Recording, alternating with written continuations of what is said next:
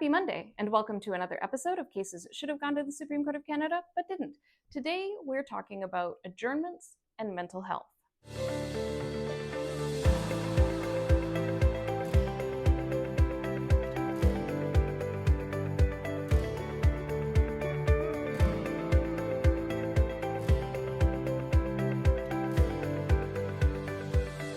Cases that should have gone to the Supreme Court of Canada, but didn't.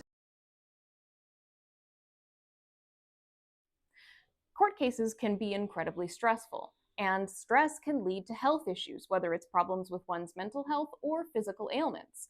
And some people also have long-lasting physical ailments or permanent disabilities that impact their ability to participate in the court process. At least this was what was argued in a case involving an individual who was involved in some litigation around the purchase and sale of a home. The seller opted for a summary trial, meaning the trial would proceed mostly on the basis of affidavit and written evidence as opposed to testimony in court. The buyer applied to adjourn the trial, citing health-related reasons, and that adjournment was denied. The matter proceeded and the buyer was ordered to pay over $150,000 as a result of the outcome of the trial.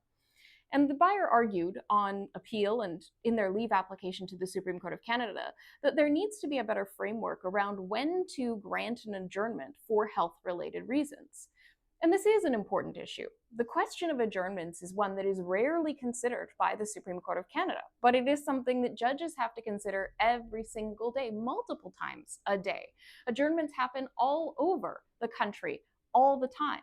And so having a good, clear framework for when somebody is asserting a health reason for the adjournment is important, especially where there are issues with people who have permanent disabilities. There needs to be, obviously, some mechanism to push litigation forward. It can't just stall forever, but also there needs to be recognition, and the courts have to have recognition of a person's right not to be discriminated against on the basis of disability.